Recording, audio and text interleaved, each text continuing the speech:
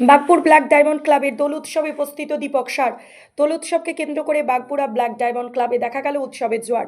বাগপুরা প্রাথমিক বিদ্যালয় প্রাঙ্গণে 29তম বর্ষে শ্রী শ্রী চৈতন্য মহাপ্রভুর অষ্টম প্রহর হরিনাম সংকীর্তন ও অন্ন মহোৎসব ঘিরে এলাকাবাসীর উন্মাদনা ছিল তুঙ্গে।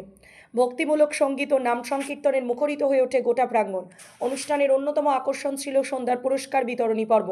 সেখানে উপস্থিত ছিলেন রামনগর 1 নম্বর পঞ্চায়েত সমিতির সদস্য তথা বিশিষ্ট সমাজসেবী দীপক সার। তিনি আয়োজকদের উদ্যোগের প্রশংসা করেন এবং সামাজিক ও সাংস্কৃতিক কর্মকাণ্ডে সকলের অংশগ্রহণের আহ্বান জানান। দোল উৎসবের উপলক্ষে একাধিক সামাজিক কর্মসূচির আয়োজন করা হয়।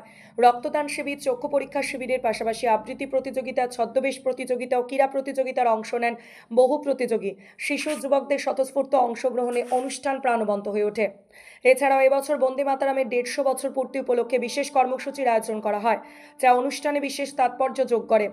অনুষ্ঠানে উপস্থিত ছিলেন সংস্থার সভাপতি তপন পাত্র, সহ সভাপতি অরিজিৎ জানা, সম্পাদক তনুমন গায়েন, সহ সম্পাদক রঘুনাথ দাস এবং কোষাধ্যক্ষ দুষ্মন্ত জানা সহ অন্যান্য সদস্যবৃন্দ। সম্মিলিত ধর্মীয় ভাবগাম্ভীর্য, সামাজিক উদ্যোগ ও সাংস্কৃতিক বৈচিত্র্যে বাগপুরা ব্ল্যাক ডায়মন্ড ক্লাবের দোল উৎসব হয়ে উঠল এক স্মরণীয় আয়োজন। রামনগর বিধানসভার মধ্যে একটি ঐতিহ্যবাহী ক্লাব বাগপুরা ব্ল্যাক ডায়মন্ড ক্লাব সারা বছর মানুষের সাথে মানুষের পাশে এই অঙ্গীকার নিয়ে এবছরও তারা শ্রী শ্রী চৈতন্য মহাপ্রভুর অষ্টম প্রহর হরিনাম সংকীর্তন সহ স্বেচ্ছায় রক্তদান শিবির দোল উৎসব 2026 আজ পুরস্কার বিতরণ হলো বিভিন্ন বিভাগে। বসে আঁকো প্রতিযোগিতা থেকে ছদ্মবেশ প্রতিযোগিতা, আবৃত্তি প্রতিযোগিতা এবং রক্তদান শিবির, চক্ষু পরীক্ষা শিবির, বস্ত্র বিতরণ অনুষ্ঠান এবং বিভিন্ন ধরনের তারা সামাজিক কাজের সাথে সাংস্কৃতিক কর্মসূচি উদ্যোগ নিয়েছেন। তাই আমি ক্লাবের সম্পাদক, সভাপতি, কর্মকর্তাদের ধন্যবাদ, কৃতজ্ঞতা জানাবো।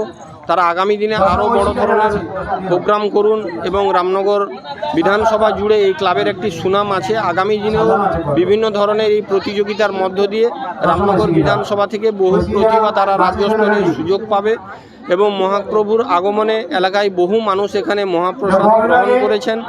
বীর সন্ন্যাসী স্বামী বিবেকানন্দের কথাই বলতে হয়, বহু রূপে সম্মুখে তোমায় ছাড়ি কথা খুঁজিছ ঈশ্বর, জীবে প্রেম করে যেজন সেইজন সেবিছে ঈশ্বর। জীব সেবা মানেই শিব সেবা।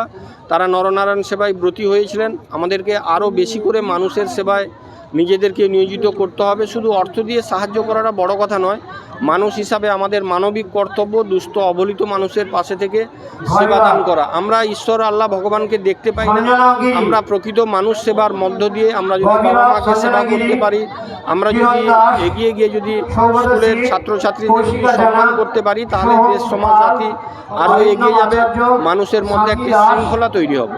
আজকে ছাত্রছাত্রীদের হাতে পুরস্কার তুলে দিলেন, ক্লাবের তরফ থেকে এই ধরনের প্রতিযোগিতা উৎসাহিত করছে তাদের।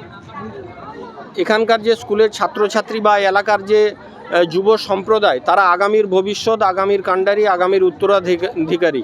তারা ভারত গড়ার কারিগর, যাদের দিকে দেশ সমাজ জাতি অনেক আশা প্রত্যাশা করে থাকে। আমাদের এই তরুণ প্রজন্মকে মূল স্রোতে ফিরিয়ে আনতে হবে। তাদের দিকে লক্ষ্য রেখে একদিকে ক্রীড়া প্রতিযোগিতা, অপরদিকে সাংস্কৃতিক প্রতিযোগিতার এবং বিভিন্ন ধরনের প্রতিযোগিতাও তারা আয়োজন করেছেন। এতে আমাদের স্কুলের ছাত্রছাত্রীরা অনেকটাই উপকৃত হবে। তাদের যদি শরীর ভালো না থাকে, মন ভালো না থাকে, তাহলে তারা পড়াশোনায় বেশি দূর এগোতে পারবে না। তাই তাদের দিকে এই ধরনের উদ্যোগ গ্রহণ করেছেন, তার জন্য আমি ক্লাবকে আরও একবার ধন্যবাদ, কৃতজ্ঞতা জানাবো। আগামী দিনেও আগামী বছর তারা যাতে আরও বেশি করে এই ধরনের প্রতিযোগিতা করেন এবং আরও বেশি করে যাতে মানুষকে নিয়ে এই সংস্থা আরও এগিয়ে যায়। আমি মহাপ্রভুর কাছে প্রার্থনা করব যে ক্লাবের সবাইকে ভালো রাখুন, সুস্থ রাখুন, এলাকাবাসীও যাতে ভালো থাকে, সুস্থ থাকে, এটাই আমি প্রার্থনা করছি।